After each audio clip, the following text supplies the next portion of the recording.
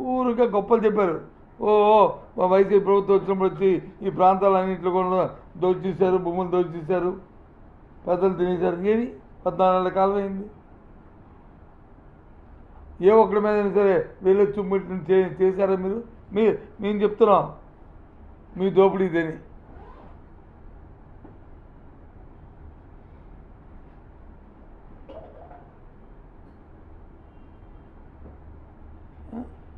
రోజు ఈ మధ్యకాలంలో విశాఖపట్నంలోను విజయవాడలోను పబ్లిక్గా మర్డర్లు అయితే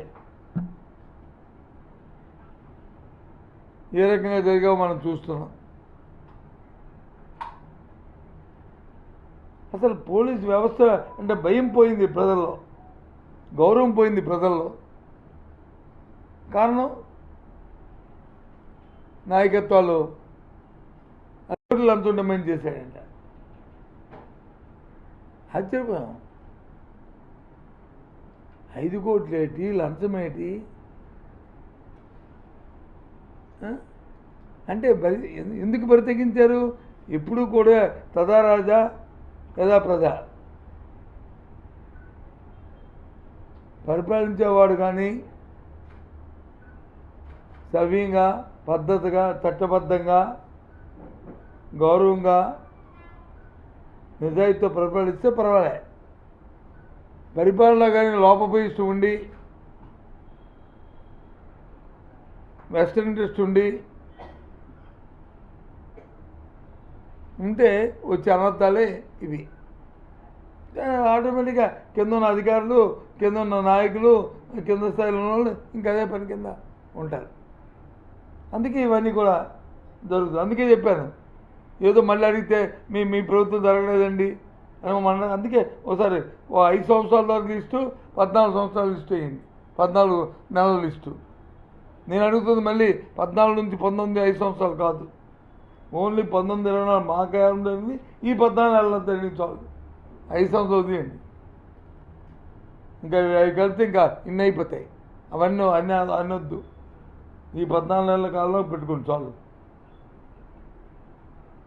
ఎన్ని దౌర్జన్యాలు జరిగాయి, ఎన్ని దోపిడీలు జరిగాయి, ఎంత అక్రమాలు జరిగాయి, ఎన్ని మానభంగాలు జరిగాయి, ఎన్ని అకృత్యాలు జరిగినాయి, అవన్నీ.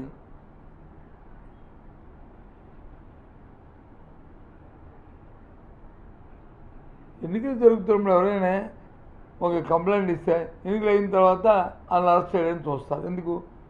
ఎన్నికల్లో ఓటు స్వచ్ఛంగా వేసుకోవడానికి. లేదు వాళ్ళతో ఏదో బయట వాళ్ళు, అప్పుడే బయట వాళ్ళు అయితే బోర్డులు కట్టించారు, 100 గొంతులు కట్టించారు, చేస్తారు. కానీ అది తీసుకెళ్ళి ఖర్చులో తీసుకోవడం ఏంటి? మరి ఇంకా ప్రజాస్వామ్యం ఎక్కడుంది? అంటే ప్రజాస్వామ్యం తొంగలో తొక్కినట్టే కదా, చట్టాన్ని చేతిలో తీసుకున్నట్టే కదా. ఈ రకంగా ఇవాళ ఈ ప్రభుత్వం చాలా దురదృష్టం. సామాన్యుడికి ప్రజలకు కావాల్సిన కార్యక్రమాల మీద ప్రభుత్వం దృష్టి పెట్టట్లేదు. పరిపాలన వచ్చి స్తంభించిపోయింది, ఎక్కడా కూడా పరిపాలన లేదు. ఏ విషయానికి కూడా కంపేర్ చేయమనండి.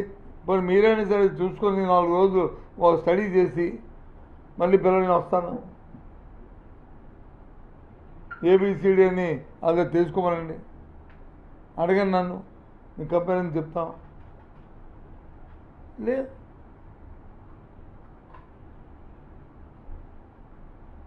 ఇప్పుడు రైతాంగానికి ఇబ్బంది పడుతున్నారు, పదే చెప్తున్నా సరే దృష్టి పెట్టట్లేదు. ఎరువుల గురించి, వాటి గురించి, యూరియా గురించి గిట్టుబాటు ధర లేదు. విద్య అయితే అటకెక్కిపోయింది, విద్యా వైద్యం అటకెక్కిపోయింది. అసలు దాని మీద కనీస దృష్టి లేదు ఈ ప్రభుత్వానికి. చీమ కుట్టినట్టు కూడా లేదు ఈ ప్రభుత్వానికి. వాళ్ళ పని ఒక ఓటు వేసిన పాపానికి 5 సంవత్సరాలు అనుభవించాల్సిందనే అనే రీతిలో ఈ ప్రభుత్వం తాలూకా పరిస్థితులు ఉన్నాయి. ఇంకా రక్షించవలసిన పోలీసు అయితే ఇంకా దానికి ఇంకేం ఆ మాట అంటే బాగుంటుందో బాగోదు కానీ రక్షించడం పోయి భక్షించడం అయిపోయింది. ఇప్పుడు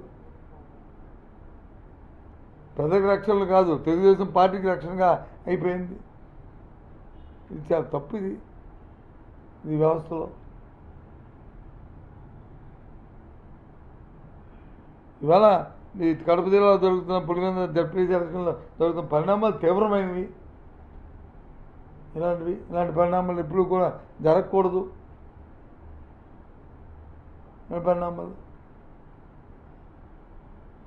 ఒక ఎమ్మెల్సీ వచ్చి ఆ క్యాంపెయినింగ్కి వెళ్తే అక్కడ సెన్సిటివ్నెస్ ఉన్న ఊరిలో పోలీస్ పికెటింగ్ ఉండి ఊరు ముందు ఊరిలోకి 10 వెహికల్స్ వెళ్తుంటే 10 వాహనాల్లో వచ్చి మరి తెలుగుదేశం పార్టీ వాళ్ళు వస్తే వాళ్ళు ప్రివెంట్ చేసి వాళ్ళు వెళ్ళిపోయిన వరకు ఆపడానికి పోయి వాళ్ళే ప్రోత్సహించి వాళ్ళ మీద దాడి చేయమని కర్రల కత్తులతో వస్తే దాడి చేయమని వాళ్ళు సెలవు చేస్తే ఇంకెక్కడ ఉందండి?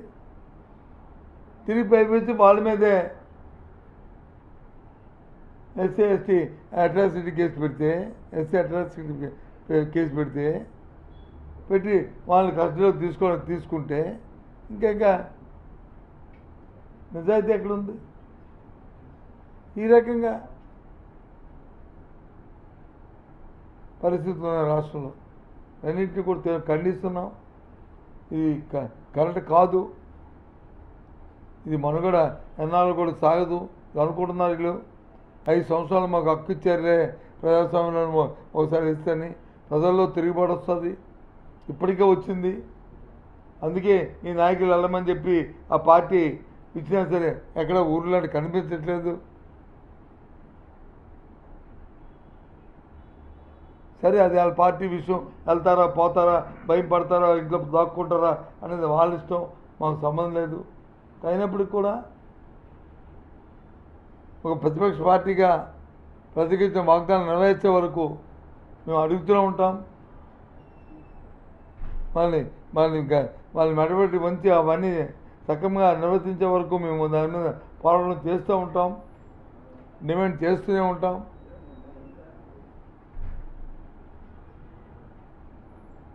ఆఖరిగా మిమ్మల్ని అందరినీ మీ ద్వారా ఎలక్షన్ కమిషన్ని పోలీసు ఉన్నతాధికారుల్ని డిమాండ్ చేస్తున్నాం. ఎన్నికలు సక్రమంగా జరపాలనుకున్న మీకు మనసులో ఉంటే, ఈ ప్రభుత్వానికి సద్దుశుద్ధి ఉంటే, మీ ఎలక్షన్ కమిషన్ సద్దుశుద్ధి ఉంటే, పోలీసులకు సద్దుశుద్ధి ఉంటే ఎన్నికల నిబంధనల ప్రకారం ఎన్నికలు జరగనియండి. అంతేగాని ఎన్నికల నిబంధనలు తొంగలో తొక్కి మా ఇష్టారాజ్యంగా చేస్తే అది ప్రజాస్వామ్యంలో అది కరెక్ట్ కాదు. దాన్ని ఎవరూ కూడా క్షమించరు. మేము పూర్తిగా దీన్ని ఆక్షేపం తెలియజేస్తున్నాం. జరుగుతున్న పరిణామాలను తీవ్రంగా ఖండిస్తున్నాం. ఇప్పటికైనా ఆలోచన మార్చుకోవాలి, సక్రమంగా మరి వ్యవహరించాలని డిమాండ్ చేస్తున్నాం.